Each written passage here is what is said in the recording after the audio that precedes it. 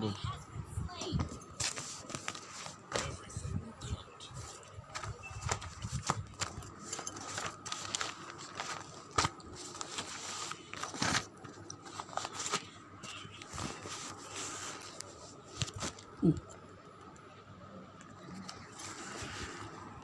ছাত্ৰ ছাত্ৰীসকল, আজি আমি তোমালোকক চতুৰ্থ শ্ৰেণীৰ পৰিৱেশ অধ্যয়নৰ পাঠ 4 ৰাষ্ট্ৰীয় দিৱস পাঠটো দ্বিতীয় দফাটো পঢ়াবলৈ লৈছোঁ।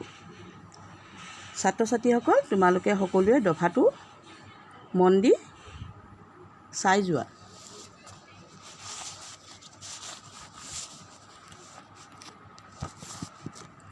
আমাৰ জাতীয় পতাকাখনৰ ৰংবোৰ বেলেগ বেলেগ ভাৱৰ প্ৰতীক। জানি লওঁ আহা। গেৰুৱা ৰং ত্যাগ, দেশপ্ৰেম আৰু সাহসৰ প্ৰতীক। এতিয়া তোমালোকৰ কাষত এখন জাতীয় পতাকাখন দেখিছা নহয়? এই জাতীয় পতাকাখনৰ ওপৰৰ ৰংটো কেনেকুৱা? গেৰুৱা। ঠিক তেনেকৈ মাজৰ ৰংটো বগা, আৰু বগাৰ মাজত কি আছে? অশোক চক্ৰ এটা আছে, আৰু তলত কি আছে? সেউজীয়া ৰংটো।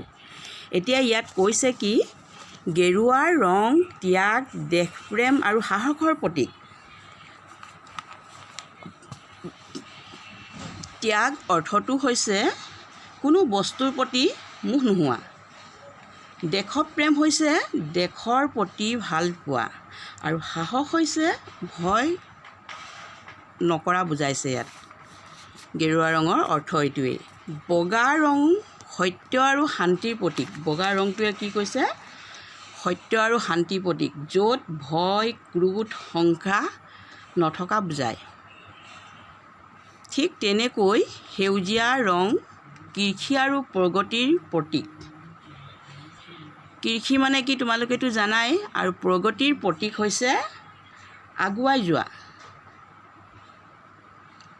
বগা অংশৰ মাজত গাঢ় নীলা ৰঙৰ অশোক চক্ৰ থাকে। বগাৰ মাজত কি আছে? গাঢ় নীলা, খুব ডাঠ নীলা ৰং এটা আছে, ৰঙৰ কি কয়? অশোক চক্ৰ থাকে।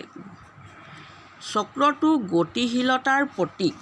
চক্ৰটো গতিশীলতাৰ প্ৰতীক মানে গতিশীলতা মানে কি কৈছে? আগুৱাই যোৱা, অবিৰাম গতিত একেৰাহে গৈ থকা। গতিশীলতা মানে কি বুজাইছে? একেৰাহে গৈ থকা। ইয়াৰ গাঢ় নীলা ৰঙে আকাশ আৰু সমুদ্ৰ বুজায়। গাঢ় নীলা ৰংটোৱে কি বুজাইছে? আকাশ, আৰু সমুদ্ৰ মানে কি? সাগৰক বুজাইছে।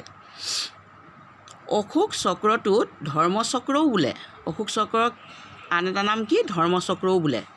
সাৰনাথৰ অশোক স্তম্ভৰ পৰা এই চক্ৰটো লোৱা হৈছে। এই চক্ৰটো ক'ৰ পৰা লোৱা হৈছে? সাৰনাথৰ অশোক স্তম্ভৰ পৰা। চক্ৰটোত 24ডাল দণ্ড আছে। দণ্ড মানে কাঠি। এই কাঠিখিনি, চকৰিটোৰ ভিতৰত যিখিনি কাঠি আছে এইখিনিক দণ্ড বুলি কয়। এইকেইটা কি বুলি কয়? দণ্ড বুলি কয়। চক্ৰটোত কেইটা আছে? 24ডাল কাঠি আছে। তোমালোকে জাতীয় পতাকাৰ বিষয়ে অলপ হ'লেও বুজি পালা। তোমালোকে ঘৰত ভালদৰে পঢ়িবা 2-3 বাৰকৈ, আৰু তেতিয়া তোমালোকে সকলোখিনি ইয়াৰ কথা বুজি পাবা। আজিলৈ সামৰিলোঁ।